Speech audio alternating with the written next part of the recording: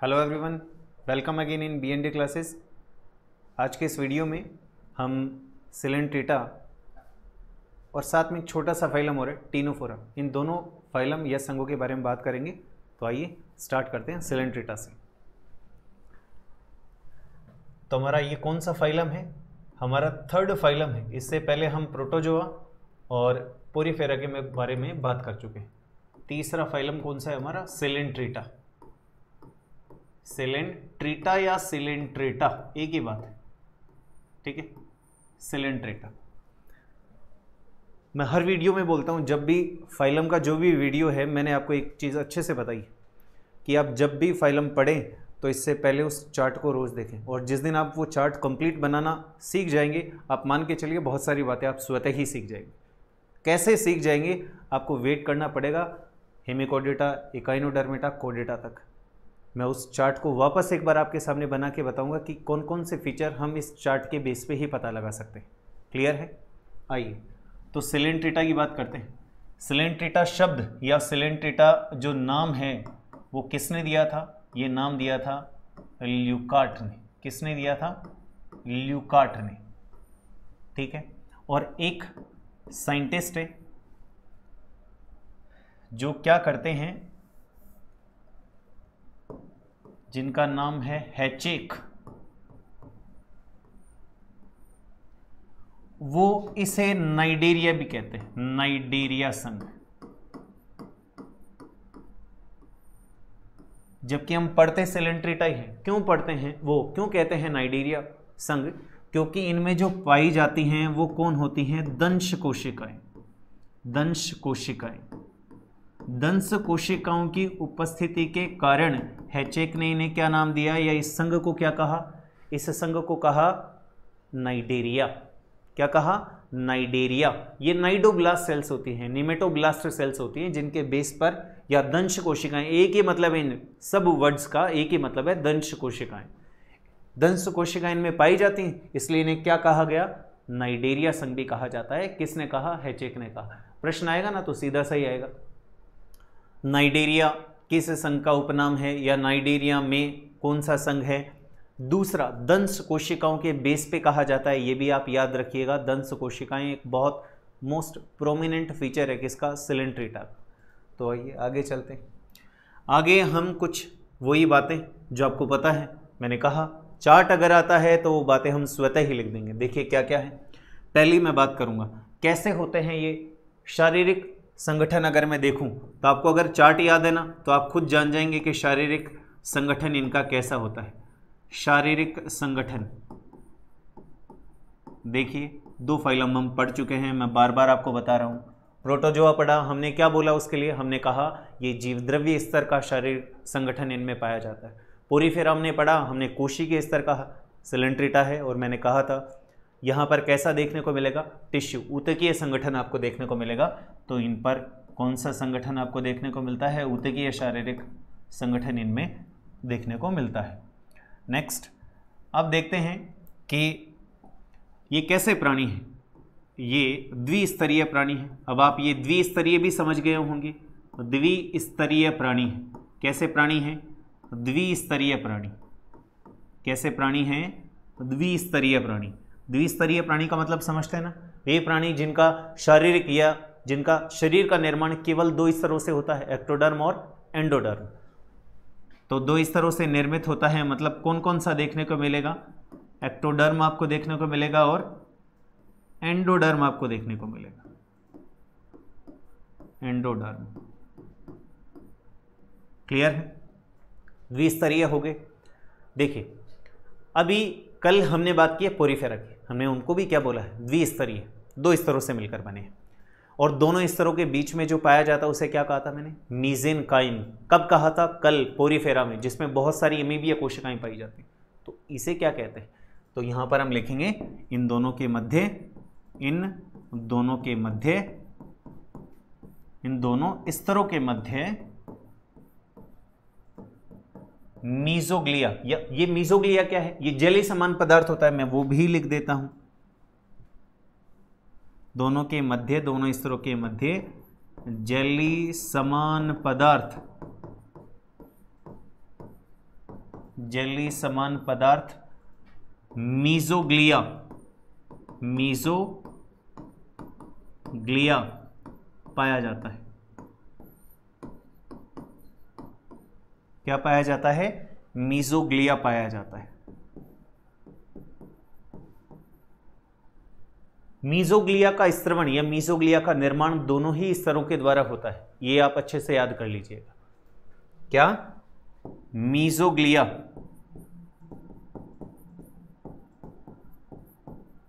Mesoglea का स्त्रवण दोनों स्तरों से होता है, दोनों स्तरों से होता है।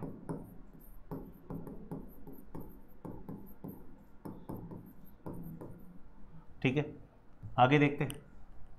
अब द्विस्तरीय हो गया तो सम्मिति की बात आएगी। हम केवल जिस या जिन बिंदुओं के आधार पर या जिन बिंदुओं को हमने वर्गीकरण का आधार बनाया था, मैंने बोला था वो ही आपको याद करने हैं मोस्टली। तो देखते हैं इनमें क्या है। इनमें देखते हैं तो आपको ये कैसे देखने को मिलेंगे। अरीय सम्मिति, आपको याद है जब मैंने सम्मिति पढ़ाई थी तो अरीय सम्मिति में मैंने सिलेंट्रेटा का ही एग्जाम्पल लिया था। कैसी देखने को मिलेगी?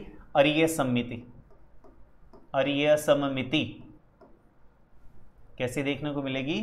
अरीय सम्मिति, अरीय सममिति आपको देखने को मिलेगी। क्लियर है? लेकिन यहां पर मैं आपको एक और चीज बता दूं, अभी इसकी एक क्लास पढ़ेंगे हम, एंथोजोआ, या जिसे एक्टिनोजोआ भी कहा जाता है। उस एंथोजोआ में ये द्विअरीय सम्मित होते हैं। आप चाहें तो यहां पर लिख सकते हैं, लेकिन एंथोजोआ में, एंथोजोआ क्या है? इसकी क्लास है। इसको 3 क्लासेस में हम अभी बांट लेंगे, विभाजित कर लेंगे। उसमें 3rd क्लास जो पढ़ेंगे वो एंथोजोआ आएगी।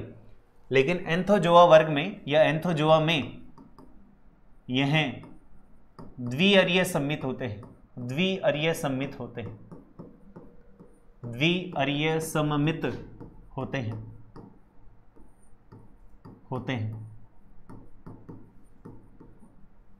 देखिए आगे चलते हैं।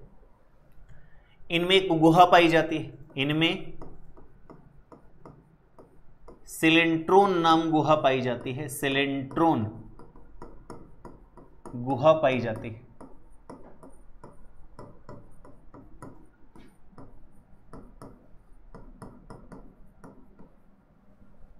क्या बोला मैंने? सिलेंट्रोन गुहा पाई जाती है। आपको याद है जब हमने चार्ट बनाया था तो चार्ट में हमने सिलेंट्रिटा जिधर हम लिख रहे हैं उस वहां पर मैंने क्या लिखा था?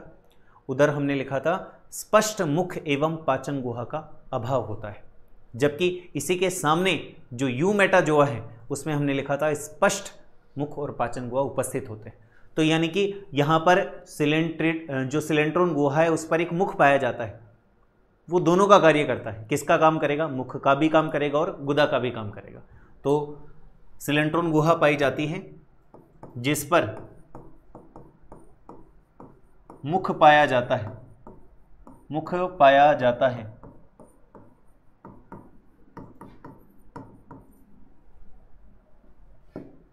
यह छिद्र, यह मुख या यह छिद्र दोनों कार्य करता है। दोनों मतलब समझ गए? दोनों कार्य करता है, दोनों कार्य करता है, क्योंकि इनमें स्पष्ट मुख एवं पाचन गुहा का अभाव होता है, पाचन गुहा का अभाव होता है, का अभाव होता है, अभाव होता है। नेक्स्ट, और कुछ? और आप कहेंगे सर इनमें श्वसन कैसे होता है? श्वसन, उत्सर्जन,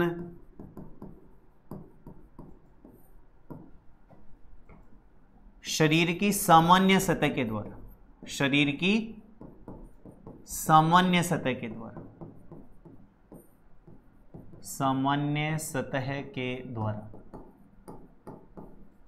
देखो हम कोई भी फाइलम पढ़ते हैं, कोई भी फाइलम पढ़ें, आगे जितने भी फाइलम पढ़ेंगे, मैं बार बार आपको एक चीज समझाता आ रहा हूं कि किसी भी फाइलम में हमें यही तो देखना है कि उसका शारीरिक संगठन कैसा है, उसमें श्वसन किस तरह से होता है, उसमें उत्सर्जन किस तरह से होता है, उसमें पाचन किस तरह से होता है, क्या उसमें कोई विशिष्ट कोशिकाएं पाई जाती हैं या कोई विशिष्ट कार्य किया जाता है तो किस अंग या किस कोशिका के द्वारा किया जाता है। केवल हमें इन्हीं बातों का ध्यान रखना है। तो श्वसन उत्सर्जन हो गया। अब देखते हैं उत्सर्जन में क्या निकालते हैं साहब। उत्सर्जन में ये भी क्या निकालेंगे, अमोनिया। क्या निकालेंगे, अमोनिया। क्या निकालेंगे, अमोनिया। तो कैसे प्राणी हो गए, अमोनोटैलिक। अभी तक जितने भी पढ़े हैं ना हमने सारे के सारे अमोनोटैलिक अभी तक। फिलहाल तीसरा फाइलम हम पढ़ रहे हैं, ये भी अमोनोटैलिक है। और देखें उत्सर्जन हो गया। इसके बाद में देखते हैं कि इनमें और क्या देखने को मिलता है। अब हम सिलेंट्रेटा के सबसे मेन फीचर के बारे में बात करने जा रहे हैं। ये आप ध्यान रख लीजिएगा, सबसे मेन फीचर के बारे में बात करने जा रहे हैं। सम्मिति हो, चाहे द्विस्तरीय हो, शारीरिक संगठन हो, पाचन हो, ये सारी बातें उत्सर्जन श्वसन कर ली हमने। अब सबसे इंपॉर्टेंट फैक्ट के बारे में हम बात करने जा रहे हैं और वो क्या है देखिएगा। और प्रश्न बनता है ना सिलेंट्रेटा से तो मोस्टली यहीं से बनाया जाता है। देखिएगा इनमें या इन प्राणियों में, इनमें द्विरूपिता पाई जाती है। क्या पाई जाती है, द्विरूपिता पाई जाती है। द्विरूपिता पाई जाती है, पाई जाती है। द्विरूपिता मतलब दो रूप, मतलब कि ये प्राणी दो रूपों में आपको देखने को मिल सकते हैं। और वो दो रूप कौन से हैं, द्विरूपिता अर्थात दो रूप। और वो दो रूप कौन से हैं, क्या वो दो रूप कौन से हैं उनको देखते हैं हम। तो पहला रूप तो आता है पॉलिप। पहला रूप कौन सा आता है, पॉलिप।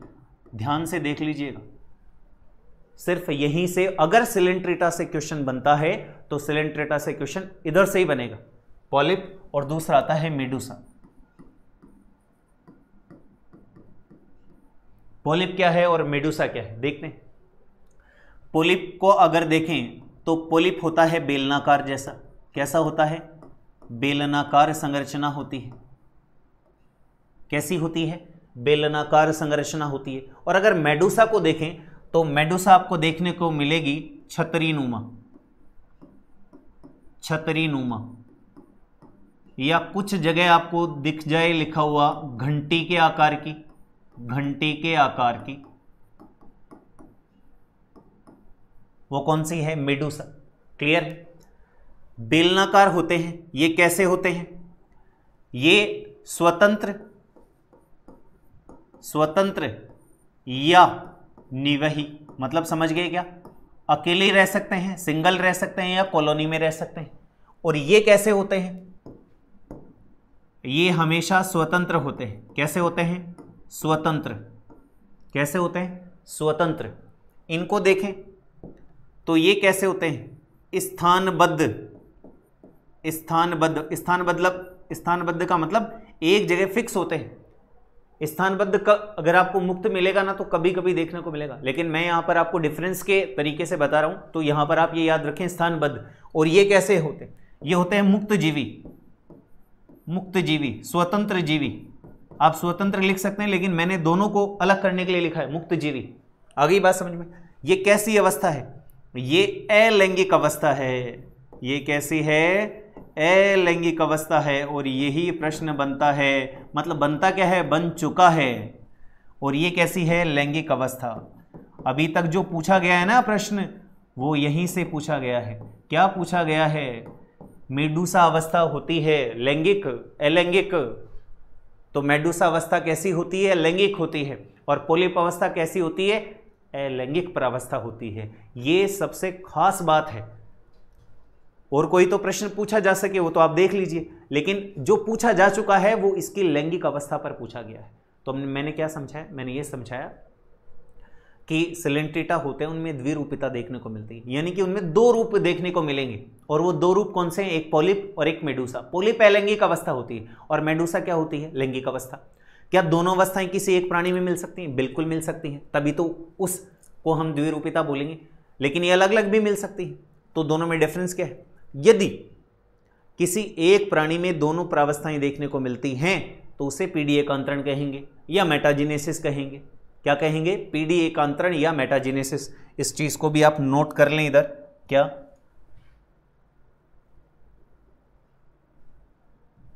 यदि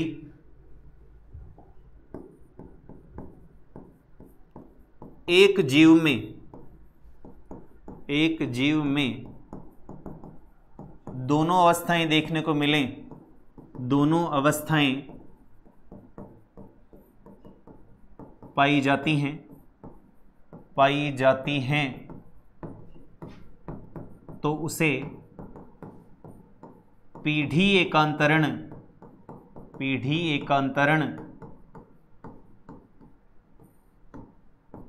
या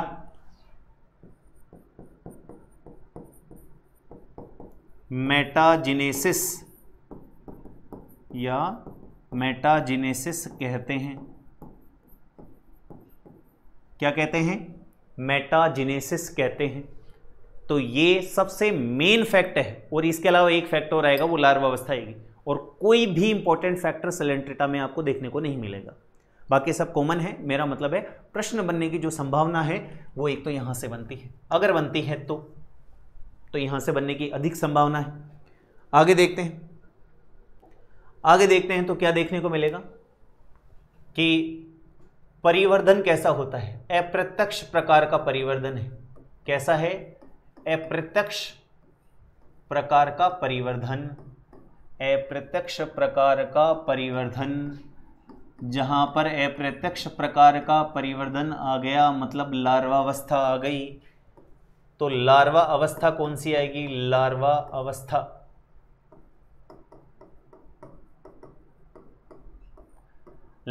आएगी प्लेनुला। कौन सी आएगी? प्लेनुला।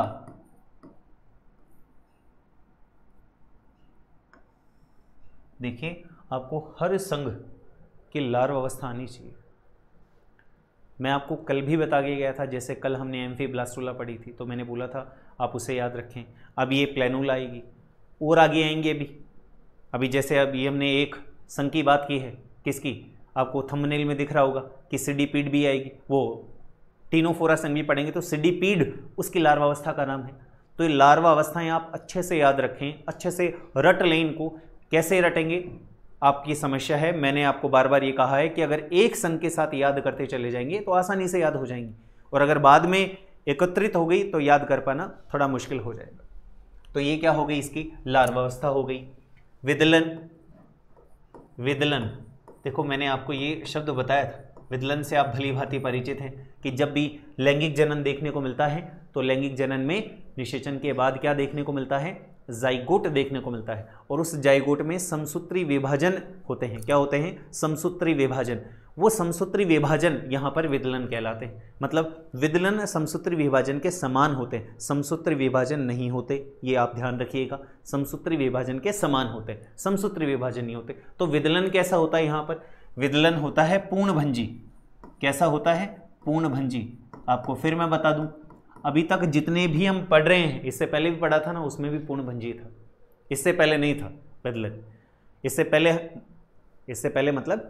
पहले पोरीफेरा में था, उससे पहले नहीं लिखा हमने। पोरीफेरा में भी कैसा था? पूर्णभंजी। यहाँ पर भी कैसा है? पूर्णभंजी। टीनोफेरा में भी कैसा आएगा? पूर्णभंजी। तो ये भी कुछ फैक्ट आप याद रखें, साइड क्वेश्चंस के तौर पर आप इन्हें याद रखें कि पूर्णभंजी प्रकार का विदलन यहाँ पर देखने को मिलेगा। वैसे प्लेनुला लार्वावस्था आपको याद रखनी है। अब हम देखते हैं कि जो सेलेंट्रेटा फाइलम है, सेलेंट्रेटा संघ है, उसे 3 वर्गों में बांटा गया है। कितने वर्गों में बांटा गया है? 3 वर्गों में बांटा गया है। तो देखिए वो 3 वर्ग कौन कौन से हैं? वो 3 वर्ग हैं हाइड्रोजोआ, साइफोजोआ और एंथोजोआ। ये कुछ जगह आपको एक्टिनोजोआ के नाम से भी मिल सकता है, ध्यान रखिएगा। एक्टिनोजोआ तो बात एक ही है, लेकिन प्रचलन में एंथोजोआ आपको देखने को मिलेगा। क्लियर है? अब इसके एग्जाम्पल आपको दिख रहे हैं। हाइड्रोजोआ में हाइड्रा एग्जाम्पल है, ओबिलिया एग्जाम्पल है, फाइसेलिया एग्जाम्पल है, ओरिलिया एग्जाम्पल है, राइजोस्टोमा साइफोजोआ का एग्जाम्पल है। एनीमोन्स है, कोरल है, पेनेटुला है, गार्गोनिया है, एल सायोनियम है, नियम है, ये एल सायोनियम है, इसे ठीक कीजिएगा, कोरेलियम है और हेलियोपोरा है। तो ये क्या है? ये इसके एग्जाम्पल्स हैं। अब ये एग्जाम्पल्स के साथ साथ इसमें कुछ महत्वपूर्ण बिंदु हैं, उन बिंदुओं को आप गौर से चेक कीजिएगा और देखिएगा। हम वो बिंदु यहां पर लिखते हैं, कौन कौन से बिंदु हैं वो देखिएगा। हाइड्रोजोआ की क्या खूबी है? देखिए, हाइड्रोजोआ की खूबी ये है कि इनमें पोलिप एवं मेडूसा अवस्था पाई जाती है। मेडूसा अवस्था उपस्थित होती है। क्लियर है ये बात? हाइड्रोजोआ में कौन सी मिलेगी? पोलिप और मेडूसा। साइफोजोआ में कौन सी अवस्था देखने को मिलेगी? साइफोजोआ में आपको देखने को मिलेगी केवल मेडूसा अवस्था। केवल कौन सी अवस्था? मेडूसा अवस्था। देखिए, मैं आपको इससे पहले वीडियो में भी मैंने कहा था कि जब हम वर्ग पढ़ते हैं ना, तो वर्ग में जो मेन कैरेक्टर है, मेन लक्षण है, वो मैं आपको बताता हूँ। और इसलिए बताता हूँ क्योंकि हमारे सिलेबस में अप टू क्लास एक शब्द लिख रखा है, अगर वो प्रश्न बनाते हैं तो यहाँ से बनने की पूरी संभावना आती है। तो केवल मेडूसा। और एंथोजोआ में बात करें तो एंथोजोआ में क्या मिलेगा? केवल पोलिप अवस्था। केवल पोलिप अवस्था। आप इसे याद रखिएगा कि कौन से वर्ग में तो दोनों अवस्थाएं मिलेंगी, कौन से में मेडूसा अवस्था देखने को मिलेगी, कौन से में पोलिप अवस्था देखने को मिलेगी। तो तीन वर्ग हैं, हाइड्रोजोआ, साइफोजोआ और एंथोजोआ। पहले वाले में जो हाइड्रोजोआ की बात कर रहे हैं उसमें दोनों अवस्थाएं देखने को मिलेंगी। साइफोजोआ में केवल मेडूसा अवस्था देखने को मिलेगी और एंथोजोआ में, एक्टिनोजोआ में केवल और केवल पोलिप अवस्था देखने को मिलेगी। ये बात क्लियर होनी चाहिए। अब ये कुछ एग्जाम्पल्स हैं, तो इनमें क्या खूबियां हैं या इनको भी किसी नाम से हम जानते हैं क्या? देख लीजिए। जैसे ओरिलिया है, इसे जेलीफिश के नाम से आप जानते हैं। किसके नाम से? जेलीफिश। जिनके कॉमन नेम है मैं वो बता रहा हूं आपको। किस नाम से जानते हैं? जेलीफिश के नाम से। राइजोस्टोमा कौन है? जिसके अनेक मुख होते हैं उसे राइजोस्टोमा कहा जाता है, अनेक मुख वाला। राइजोस्टोमा कौन है? अनेक मुख वाला। एनीमोन्स कौन होते हैं? एनीमोन्स में आप एक चीज ध्यान रखिएगा, कंकाल अनुपस्थित होता है, कंकाल अनुपस्थित। कोरल कौन होते हैं? कंकाल कैल्शियम कार्बोनेट निर्मित। तो अगर आपसे कॉमनली सामान्य स्तर पर प्रश्न पूछ लिया जाए कि सिलेंट्रिटा का कंकाल किसका बना होता है, तो नॉर्मल स्तर पर आपको कैल्शियम कार्बोनेट ही उत्तर देना है। क्लियर है? पेनेटुला किसे कहते हैं? आपने कुछ नाम सुने होंगे। देखो, समुद्री पैन होता है उसे पेनेटुला कहते हैं। समुद्री पैन को क्या कहते हैं? पेनेटुला कहते हैं। गार्गोनिया क्या है? गार्गोनिया समुद्री पंखा है। गार्गोनिया क्या है? समुद्री पंखा। समुद्री पंखा। मैं आपको वही नाम बता रहा हूं जहां जो इंपॉर्टेंट है या पूछे जा सकते हैं। कोरेलियम को क्या कहते हैं? लाल मूंगा। हेलियोपोरा को कहते हैं नीला मूंगा।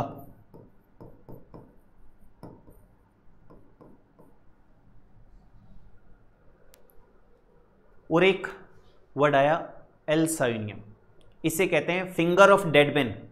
डेड मैन की अंगुलियां। क्या कहते हैं इसे? डेड मैन की अंगुलियां। डेड मैन की अंगुलियां। इसे मैंने लास्ट में क्यों लिखा? एक शब्द और आता है, एक वर्ड और आता है, मरमेड के दस्ताने। क्या? मरमेड के दस्ताने। मरमेड के दस्ताने किसका एग्जाम्पल है? मरमेड के दस्ताने एग्जाम्पल है पोरीफेरा का। किसका एग्जाम्पल है? पोरीफेरा का। तो उसको थोड़ा सा ध्यान रखिएगा कि मरमेड के दस्ताने पोरीफेरा में आता है और डेडमैन की उंगलियां किस में आती हैं? सिलेंट्रिटा में। और सिलेंट्रिटा के भी एंथोजोआ या एक्टिनोजोआ वर्ग में आती है। और ये वर्ग में एल सायोनियम जो है उसे कहा जाता है क्या? डेडमैन की अंगुलियां। तो आप ये चीज़ याद रखिएगा कि ये कौन कौन से इनके उपनाम हैं, वो ज़्यादा इंपॉर्टेंट है। पूछे, सिंपल प्रश्न है। समुद्री पंखा किसे कहते हैं, समुद्री पंख पेन किसे कहते हैं, तो पेनेटुला से पेन, आप इस तरह से याद करिएगा, ये इंपॉर्टेंट है। पेनेटुला इंपॉर्टेंट है। समुद्री पेन किसे कहा जाता है, तो पेनेटुला को समुद्री पेन कहा जाता है। एक और है आपके सामने, फाइसेलिया। क्या है, फाइसेलिया। इसे पुर्तगाली युद्धपोत कहते हैं। इसे क्या कहते हैं, इसे कहते हैं पुर्तगाली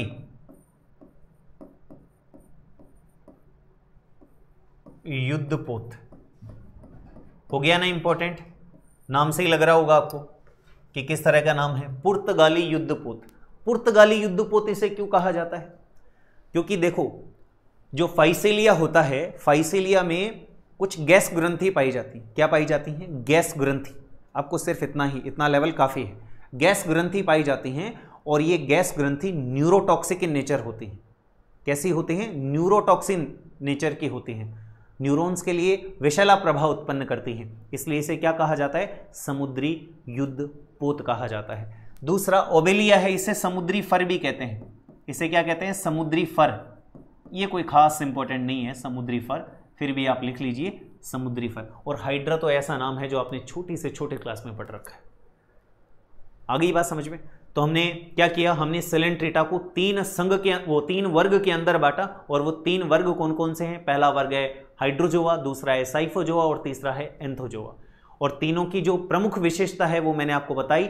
हाइड्रोजोआ में आपको पॉलिप और मेडुसा दोनों अवस्था देखने को मिलेंगी, और साइफोजोआ में केवल और केवल मेडुसा अवस्था देखने को मिलेगी, जबकि एंथोजोआ या एक्टिनोजोआ में केवल पॉलिप अवस्था देखने को मिलेगी। और इनके जो एग्जाम्पल्स हैं वो एग्जाम्पल्स इनके उपनाम के आधार पर ज़्यादा इंपॉर्टेंट है। कौन समुद्री पेन है, कौन समुद्री पंखा है, कौन डेडमैन की उंगलियां हैं, नीला मूंगा कौन सा है, लाल मूंगा कौन सा है। इसमें मैंने आपको बताया कि अब देखिए एनीमोन्स है और कोरल है। एनीमोन्स में कंकाल अनुपस्थित है और कोरल में कंकाल कैल्शियम कार्बोनेट का बना हुआ है। तो आप इस चीज़ को याद रखिएगा कि अगर सामान्य स्तर पर पूछा जाए कंकाल किसका बना है, तो किसका बना हुआ मिलेगा आपको, कैल्शियम कार्बोनेट का। दूसरी हमने यहां पर बात की थी, इससे पहले बात की थी, तो एक चीज़ और मैं बता दूं, कोई खास इंपॉर्टेंट नहीं है, पाचन की बात की थी। अगर पाचन पूछ लिया जाए ना कैसा मिलता है, तो पाचन मुख्यतः मिलेगा आपको अंतःकोशिकीय। कैसा, अंतःकोशिकीय। कैसा देखने को मिलेगा, अंतःकोशिकीय। बोलने मिलने को बहिकोशिकीय भी मिलता है मिलने को, लेकिन अंतःकोशिकीय ज़्यादा सही है, एवं बहिर्कोशिकीय। मैं लिख दोनों रहा हूं, बहिर्कोशिकीय। तो ये चीज़ आप याद रखिएगा। दूसरी और बातें हैं, हमने पहले ही बात की है। क्या बात की हमने बात की है कि इसमें स्पष्ट मुख और पाचन गुहा का अभाव होता है। तो ये जो सिलेंट्रोन गुहा है ये भोजन वितरण का भी काम करती है। क्या काम करती है, भोजन वितरण का भी काम करती है। ये कोई खास फैक्ट नहीं है, आप तो बस इसे याद रखिएगा। तो हमने सिलेंट्रेटा फाइलम को चेक कर लिया। सिलेंट्रेटा फाइलम क्या है मैंने आपको बताया, ल्यूकार्ट ने नाम दिया था। इसे हैचेक ने नाइडीरिया कहा। इसमें शारीरिक संगठन जो देखने को मिलता है वो कैसा होता है, ऊतकीय। हैचेक ने नाइडीरिया क्यों कहा, क्योंकि यहाँ पर कुछ दंश कोशिकाएं पाई जाती हैं। देखिए दंश कोशिकाएं क्या काम करती हैं, सुरक्षा का कार्य करती हैं। क्या काम करती हैं, सुरक्षा का कार्य करती हैं। ये बात आप याद रखिएगा। क्या काम करती हैं दंश कोशिकाएं, या मैं जिन्हें निमेटोब्लास्ट कह सकता हूं, ये सुरक्षा का कार्य करती हैं, इसलिए इन्होंने इसे निडेरिया संघ भी नाम दिया था। द्विस्तरीय प्राणी होते हैं, दोनों स्तरों के मध्य जली समान पदार्थ पाया जाता है जिसे मीजोग्लिया कहते हैं, और मीजोग्लिया का स्रवण दोनों स्तरों के द्वारा होता है और ये समिति पाई जाती है। लेकिन एंथोजोआ, अभी आपको बताया एंथोजोआ, जिसमें आपने सारे लिखे हैं, समुद्री पंखा लिखा है, समुद्री पंख लिखा है, डेडमैन की उंगलियां लिखा है, नीला लाल मूंगा लिखा है आपने, कंकाल अनुपस्थित होता है, कैल्शियम कार्बोनेट से बना हुआ कंकाल पाया जाता है। ये सारी बातें जितने भी एग्जाम्पल हैं उधर, वो सारे कैसे होते हैं, द्विअरीय सम्मित होते हैं। इसलिए एंथोजोआ वो वर्ग है जिसमें समिति कौन सी मिलती है, द्विअरीय, और कॉमनली पूछा जाए तो अरीय समिति देखने को मिलेगी। सिलेंट्रोन गुहा पाई जाती है। सिलेंट्रोन गुहा पर एक सूक्ष्म छिद्र पाया जाता है। जो मुख की संज्ञा जिसे दी जा सकती है, इसके द्वारा दोनों काम किए जा सकते हैं, मतलब मुख का भी और गुदा का भी। क्यों किया जाता है? क्योंकि इधर मुख और पाचन, स्पष्ट पाचन गुहा का अभाव होता है। ये बात हम कर चुके हैं। पाचन कैसा होता है? अंतःकोशिकीय और बहिर्कोशिकीय। श्वसन उत्सर्जन शरीर की सामान्य सतह के द्वारा होते हैं। उत्सर्जन में क्या करते हैं? अमोनिया बाहर निकालते हैं, उत्सर्जित करते हैं, तो अमोनोटैलिक प्राणी हो गए। सबसे मोस्ट फैक्ट यही था कि इनमें द्विरूपिता पाई जाती है। द्विरूपिता मतलब ये दो रूपों में देखने को मिलेंगे, एक पॉलिप और एक मेडुसा। पॉलिप को अगर देखते हैं तो पॉलिप कैसे होते हैं? बेलनाकार होते हैं। मेडुसा कैसे होते हैं? छतरीनुमा या घंटी के आकार के होते हैं। स्वतंत्र होते हैं मेडुसा, स्वतंत्र होते हैं। ये स्वतंत्र और निवही दोनों में देखने को मिल सकते हैं। ये स्थानबद्ध होते हैं, ये मुक्त जीवी होते हैं। ये अलैंगिक अवस्था है और ये लैंगिक अवस्था है। जो प्रश्न बना था मैंने आपको अभी अभी बताया कि ये इस पॉइंट पर प्रश्न बना हुआ है कि कौन सी अवस्था किस जनन से संबंधित है, तो आपको याद रखना होगा पॉलिप लैंगिक प्रावस्था है या अवस्था है, जबकि मेडुसा लैंगिक अवस्था है। आगे चलते हैं। जब ये अवस्थाएं दोनों एक ही जीव में देखने को मिले तो उसे पीढ़ी एकांतरण, ऑल्टरनेशन ऑफ जनरेशन, या इसे मेटाजेनेसिस भी कहते हैं। आगे चलते हैं। अप्रत्यक्ष प्रकार का परिवर्धन मिलता है। लार्वा अवस्था प्लेनुला मिलती है, विदलन पूर्ण भंजी प्रकार का होता है। तो यहाँ पर प्लेनुला लार्वा अवस्था हमारे लिए इंपॉर्टेंट है। सिलेंट्रेटा को 3 वर्गों में बांटा गया है। 3 वर्ग कौन से हैं? आपके सामने हैं, हाइड्रोजोआ, साइफोजोआ और एंथोजोआ। एंथोजोआ को एक्टिनोजोआ भी कहते हैं। इसके कुछ एग्जाम्पल्स आपके सामने लिख रखे हैं। अगर इसमें कुछ पूछा जाए तो समुद्री युद्धपोत बहुत इंटरेस्टिंग और क्वेश्चन बनाने लायक है कि समुद्री युद्धपोत, वो पुर्तगाली युद्धपोत किसे कहा जाता है? तो पुर्तगाली युद्धपोत फैसिलिया को कहा जाता है। आगे बात समझ में, क्यों कहा जा सकता है, क्यों कहा जाता है? मैंने अभी आपको बताया कि ये कैसे होते हैं? न्यूरोटॉक्सिक होते हैं। कैसे होते हैं? न्यूरोटॉक्सिक। कैसे होते हैं? न्यूरोटॉक्सिक। मैंने आपको बताया क्यों होते हैं, क्योंकि यहाँ पर गैस ग्रंथियाँ पाई जाती हैं जो न्यूरॉन्स पर नेगेटिव इंपैक्ट डालती हैं, इसलिए न्यूरोटॉक्सिक हो गए।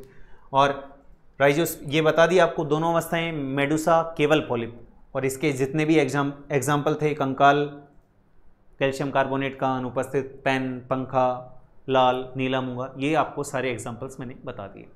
तो इन एग्जाम्पल्स पे भी आप गौर फरमाइएगा। और इसी के साथ सिलेंट्रेटा फाइलम भी समाप्त हो गया। लेकिन हम एक छोटा सा फाइलम और है, उसे हाथों हाथ कंप्लीट कर लेते हैं, टीनोफोरा। वो भी हम देखते हैं कि टीनोफोरा छोटा सा है, ज़्यादा बातें हम करेंगे नहीं। ये 3 देखिए आप, आपके सामने जो दिखाई दे रहे हैं, तीनों एग्जाम्पल सिलेंट्रेटा के हैं। सिलेंट्रेटा में अगर आप देखेंगे तो ये देखिए, ये फाइसेलिया है। ये देखिए, ये आपको इसमें एक एग्जाम्पल लिखा है हमने, कौन सा? ओरेलिया, जिसे आप कहते हैं जेलीफिश। तो ये कौन है? जेलीफिश। ये कौन है? जेलीफिश। जेलीफिश है ये।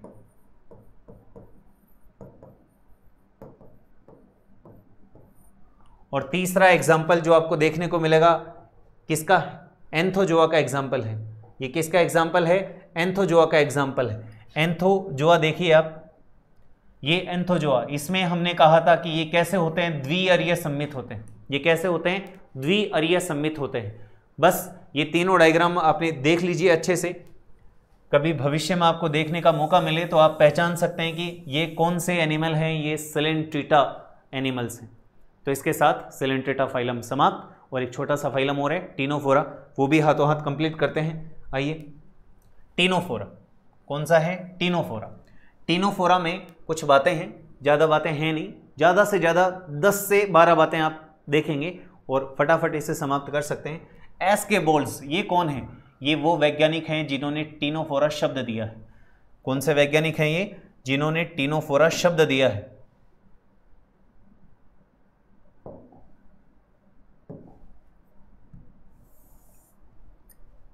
तो ये कौन है? टीनोफोरा।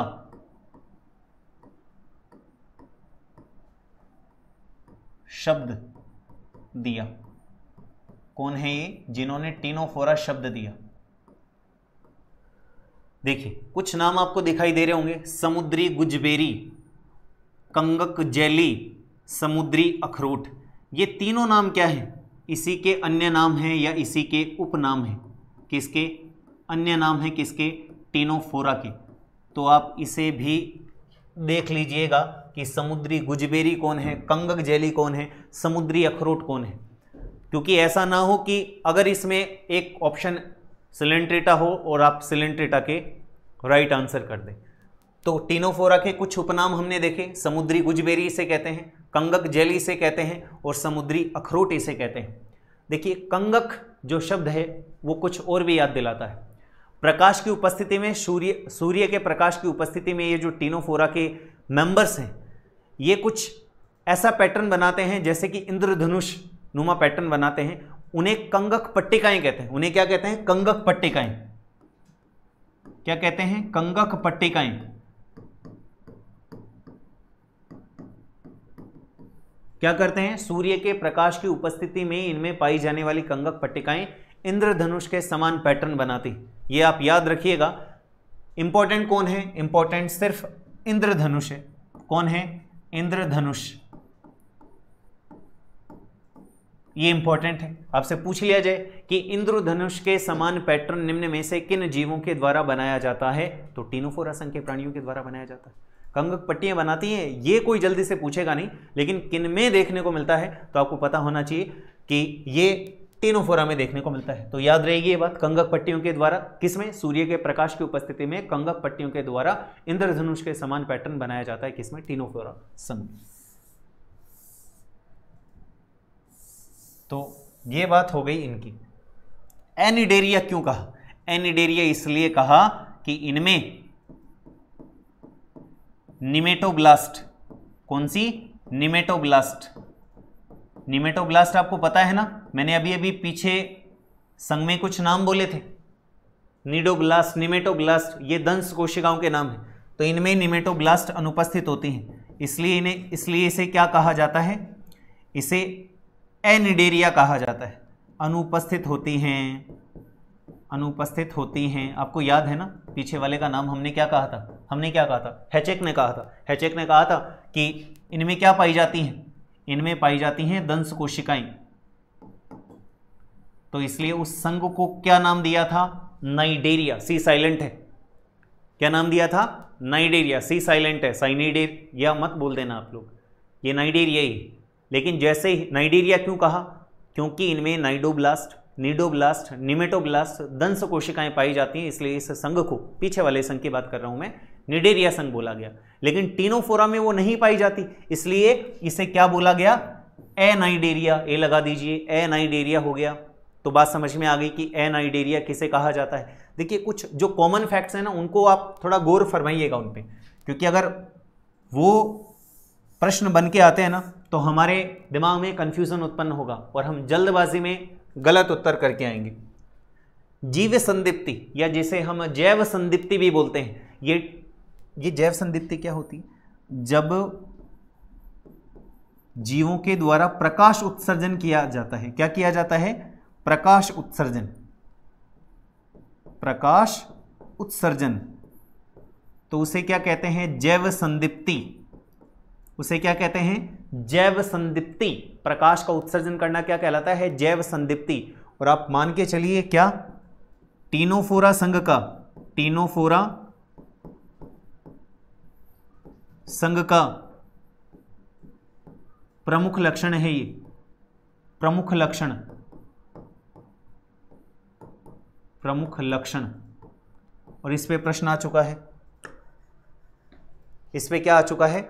प्रश्न आ चुका है। अब बात आती है कि रोमाबी कंगक पट्टिकाएं क्या होती हैं। अभी अभी बताई थी मैंने कंगक पट्टिकाएं। इनमें कितनी देखने को मिलती हैं? 8 रोमाबी कंगक पट्टिकाएं देखने को मिलेंगी। क्या देखने को मिलेंगी? 8 रोमाबी कंगक पट्टिकाएं। कितनी? 8। और ये क्या करती हैं? ये गमन में सहायता करती हैं। किस में सहायता करती हैं? गमन में सहायक, गमन में सहायक। किसमें? गमन में सहायक। एक बार फिर से देख लीजिए आप। एस के बोल्ट्स वो हैं जिन्होंने टीनोफोरा शब्द दिया है, और समुद्री गुजबेरी, कंगक जेली, समुद्री अखरोट, इसमें 2 नाम बड़े अच्छे लग रहे हैं मेरे को। एक तो समुद्री अखरोट और एक समुद्री गुजबेरी, जो प्रश्न बनाने लायक है कि निम्न में से समुद्री अखरोट किसे कहा जाता है या किसे माना जाता है। तो आपको टीनोफोरा संघ पता होना चाहिए। क्लियर है? इसके बाद में कुछ बातें हैं, जैसे एनिडेरिया है, एनिडेरिया बता दिया आपको, क्योंकि निमेटोब्लास्ट अनुपस्थित होती है। पूरी डिटेल भी करके बताई कि निमेटोब्लास्ट कौन है, दंश कोशिकाएं हैं, पीछे मिल रही थी इसलिए नाइडेरिया कहा जा रहा था, यहाँ नहीं है इसलिए एनाइडेरिया या एनिडेरिया इन्हें कहा जा रहा है। जैव संदीप्ति, ये प्रश्न आ चुका है, ये मैंने आपको बताया भी। और रोमाभिक अंगक पट्टिकाएं ये 8 होती हैं, गमन अंग की तरह कार्य करती हैं। आगे चलते हैं। टेनोफोरा में कुछ कोशिकाएं पाई जाती हैं जैसे लेसो कोशिकाएं, आपने अभी अभी देखा। देखिए कुछ आपको पता होना चाहिए कि यहां लिख देता हूं मैं नीचे,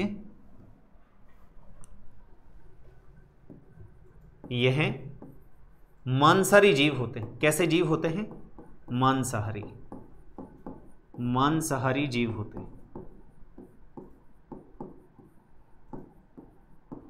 कैसे जीव होते हैं? मांसाहारी जीव होते हैं। इनमें स्पर्शक पाए जाते हैं। क्या पाए जाते हैं? स्पर्शक, स्पर्शक पाए जाते हैं।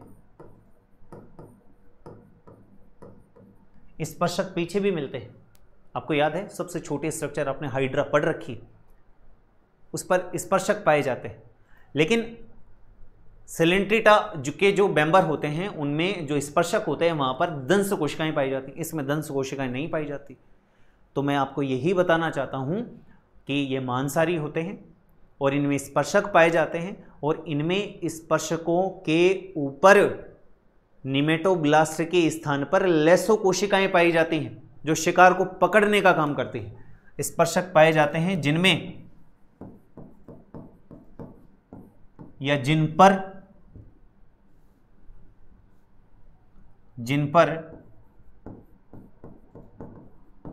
लेसो कोशिकाएं पाई जाती हैं। क्या पाई जाती हैं? लेसो कोशिकाएं पाई जाती हैं। लेसो कोशिकाएं पाई जाती हैं, पाई जाती हैं। क्या पाई जाती हैं? लेसो कोशिकाएं पाई जाती हैं। तो क्वेश्चन बनता है ना, लेसो कोशिकाएं किन में पाई जाती हैं? आपको लगेगा हमने तो सुना ही नहीं, तो आप अच्छी तरह से इस पे मार्क कीजिए कि लेसो कोशिकाएं क्या होती हैं। क्या लेसो कोशिकाएं क्या होती हैं? आपको पता चल गया कि लेसो कोशिकाएं क्या होती हैं। टेनोफोरा मैंने आपको पहले बोला था कि टेनोफोरा एक गौण संघ में शामिल किया जाने वाला संघ है। इसको जल्दी से नहीं पढ़ाया जाता, लेकिन इसकी कुछ विशेषताएं हैं जिनके कारण हम इस संघ को बार बार पढ़ते हैं, इसलिए टेनोफोरा शामिल किया जाता है। चार्ट में लिखवा रखा है या नहीं लिखवा रखा आई डोंट नो, लेकिन फिर भी हम इसे पढ़ रहे हैं। सिलेंट्रिटा के साइड में नीचे लिख रखा होगा मैंने टेनोफोरा संघ, एक छोटा सा है, मैंने उस समय बोला था कि एक गौण संघ है। क्लियर है? आगे चलते हैं। ये कैसे जीव होते हैं? ये हैं कोमल, पारदर्शी तथा सुंदर जीव होते हैं। जीव होते हैं। यह हैं बेलनाकार, गोलाकार आकृति के होते हैं। आकृति के होते हैं। आकृति के होते हैं। कोमल, पारदर्शी, आप चाहें तो जेलीनुमा जीव होते हैं, ये भी लिख सकते हैं। सुंदर होते हैं, बिल्कुल बेशक सुंदर होते हैं, ये ध्यान रखिएगा। जेलीनुमा होते हैं, ये भी इनकी एक विशेषता होती है, देखने में अच्छे लगते हैं सजावटी के तौर पर। आ गई बात समझ में? तो ये हो गई। नेक्स्ट सिडिपिड की बात करते हैं। सिडिपिड क्या है? तो आप एक चीज़ और जान लीजिए, यहाँ पर इनमें लैंगिक जनन पाया जाता है। क्या पाया जाता है? लैंगिक जनन इनमें देखने को मिलेगा, लैंगिक जनन उपस्थित। तो सिडिपिड कौन है? सिडिपिड लार्वा अवस्था है इसकी। क्या है? लार्वा अवस्था। मैंने आपको सिलेंट्रिटा में ही इसकी लार्वा अवस्था के बारे में बता दिया था कि आप याद रखिएगा। मैं फिर से बोल रहा हूं कि जितने भी संघ हैं, आप एक पेपर लीजिए, पेन लीजिए, और जितने भी संघ हैं उन संघ के सभी लार्वा अवस्थाओं के नाम याद कीजिए, ये बहुत इंपॉर्टेंट है। और जितने भी बायोलॉजी से रिलेटेड बड़े एग्जाम्स हैं, चाहे वो एंट्रेंस एग्जाम हो या कोई रिक्रूटमेंट के एग्जाम्स हो, उसमें एनिमल टैक्सोनॉमी में एक प्रश्न लार्वा पे अधिकांशतः देखने को मिलता है, चाहे किसी भी संघ का मिले लेकिन मिलता है। आप इस चीज को अच्छे से याद कर लीजिए कि क्या सीडिपिड लार्वा अवस्था किधर देखने को मिलेगी, टीनोफोरा संघ में देखने को मिलेगी। स्पर्शक के आधार पर टीनोफोरा को दो वर्गों में बांटा गया है। किसके आधार पर, स्पर्शक के आधार पर। ये देखिए, ये टीनोफोरा है, ये प्लूरोब्रैंकिया जो आपको देखने को मिलेगा, ये देखने में काफी सुंदर है, इसलिए ये जेलीनुमा सुंदर पारदर्शी जीव माने जाते हैं। दो वर्ग आपको दिखाई दे रहे हैं बोर्ड पे। टीनोफोरा किसके आधार पर है, ये स्पर्शक के आधार पर हैं, आप लिख सकते हैं यहां स्पर्शक के आधार पर। कोई खास बात इनमें है नहीं, बस आपको इतना सा याद रखना है कि दो वर्ग हैं। क्या हैं, दो वर्ग। क्या है बेटा, ये क्लास वर्ग हैं। वर्ग कौन कौन से, पहला वर्ग टेंटाकुलेटा और दूसरा वर्ग नूडा। नाम याद रखने हैं आपको दोनों वर्गों की, टेंटाकुलेटा और नूडा। और टेंटाकुलेटा का जो एग्जाम्पल है वो है प्लूरोब्रेकिया, और ये एग्जाम्पल इंपॉर्टेंट है प्लूरोब्रेकिया। किसका एग्जाम्पल है, टीनोफोरा। मैंने आपको दो चीजें और बताई हैं बार बार कि आप इनके एग्जाम्पल्स को अच्छे से याद कर लें। क्यों याद कर लें, क्योंकि एक सिंपल सा प्रश्न बना दिया जाए आपके सामने, मैच द फॉलोइंग्स, निम्न को सुमेलित कीजिए, और उसमें कुछ नहीं किया जाएगा, सिर्फ कुछ एग्जाम्पल्स और एग्जाम्पल के सामने या तो कोई वर्ग लिख दिया जाएगा या संघ लिख दिया जाएगा। निम्न को सुमेलित करवा लिया जाएगा या असुमेलित को छांटिए, ऐसा पूछ लिया जाएगा। अब आप खुद सोचिए, बड़ा सामान्य प्रश्न है लेकिन हम उस पर ध्यान नहीं देते। तो इस चीज पे आप गौर फरमाइएगा कि प्लूरोब्रेकिया किसका एग्जाम्पल है, टेंटाकुलेटा का और वेलामेन। वेलामेन वो वेलामेन ऊतक नहीं है, बोटनी में पढ़ते हैं जो, इधर का एग्जाम्पल है वेलामेन। इधर देखते हैं बिरोई। इसके बारे में एक चीज लिख सकते हैं हम, ये क्या है, बिल्ली की तैरती आंखें। ये क्या है, बिल्ली की तैरती आंखें। इस चीज को आप याद करना चाहें तो कर सकते हैं, बिल्ली की तैरती आंखें। किसको कहा जाता है, बिरोई को। बिरोई किसका मेंबर है, बिरोई नूडा क्लास का मेंबर है। किसका मेंबर है, नूडा का। तो मैंने आपको कहा वर्ग या संघ के साथ में, वर्ग या संघ के साथ में ये उदाहरण आपसे पूछे जा सकते हैं, तो आप इनको अच्छे से याद कर लीजिए।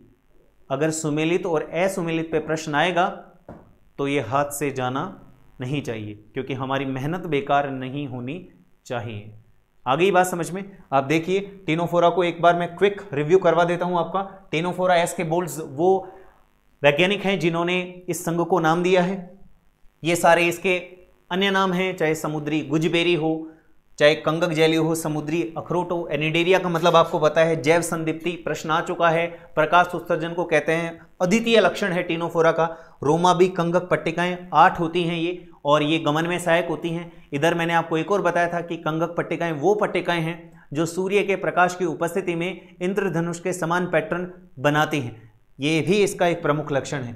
इसके बाद में हमने कुछ बातें की, लेसो कोशिकाएं। लेसो कोशिकाएं इंपॉर्टेंट है। क्यों इंपॉर्टेंट है, क्योंकि मैंने बोला कि जो नाइडेरिया संघ है, या जिसे आप सिलेंट्रेटा संघ के नाम से जानते हैं, उनमें न्यूडोब्लास्ट सेल्स पाई जाती हैं, जिन्हें आप दंश कोशिकाएं के नाम से जानते हैं। ये सुरक्षा का कार्य करती हैं, लेकिन इनमें वो दंश कोशिकाएं नहीं पाई जाती, और इन दंश कोशिकाओं के स्थान पर स्पर्शकों के ऊपर या स्पर्शकों में जो पाई जाती हैं वो लेसो कोशिकाएं होती हैं। तो ये सुरक्षा का कार्य करती हैं, शिकार पकड़ने का कार्य करती हैं। कौन, लेसो कोशिकाएं। सीडिपिड लार्वावस्था है, लैंगिक जनन देखने को मिलेगा। अगर विदलन पूछा जाए तो विदलन वो ही पूर्णभंजी प्रकार का होगा। विदलन कैसा होगा, पूर्णभंजी प्रकार का। जहां जहां विदलन है अभी तक वो सब कैसा है, पूर्णभंजी प्रकार का। क्लियर है। तो मांसाहारी जीव होते हैं, स्पर्शक पाए जाते हैं, जिन पर लेसो कोशिकाएं पाई जाती हैं। बात मैंने आपको बता दी और आप इसे याद रखिएगा। इसके बाद में बात करते हैं कोमल पारदर्शी जेलीनुमा जीव होते हैं, बेलनाकार गोलाकार इनकी आकृति है। लास्ट में हमने स्पर्शकों के आधार पर इन्हें दो वर्गों में बांटा, एक टेंटाकुलेटा और एक नूडा। टेंटाकुलेटा का most prominent example, most prominent example का मतलब समझते हैं। इसका मतलब यह होता है कि जब भी संघ की बात की जाती है तो सामान्यतः इन एग्जाम्पल्स को ही काम में लिया जाता है। होने को और भी एग्जाम्पल्स हैं, लेकिन हम प्रोमिनेंट एग्जाम्पल्स पे ही फोकस कर रहे हैं। जैसे प्लूरोब्रेकिया, इसी का डायग्राम भी इसलिए मैंने दिखाया आपको कि आप देखते ही समझ जाएंगे प्लूरोब्रेकिया ऐसा या इस तरह का होता है। प्लूरोब्रैकिया हो गया। दूसरा एग्जांपल वेलामेन है, मैंने बोला आपको वेलामेन, बोटनी का वेलामेन ऊतक नहीं है, इधर नाम है ये। और इधर बिरोई है, बिरोई कौन है? बिल्ली की तैरती आंखें, जो किसका मेंबर है? नूडा क्लास का, नूडा वर्ग का, जो कि टीनोफोरा संघ का एक दूसरा या सेकंड वर्ग है। तो आई होप आपको दोनों फाइलम या दोनों संघ अच्छे से समझ में आए होंगे। आज के लिए इतना ही, बाकी के नेक्स्ट फाइलम हम नेक्स्ट वीडियो में करेंगे। तो आज के लिए जय हिंद, जय भारत।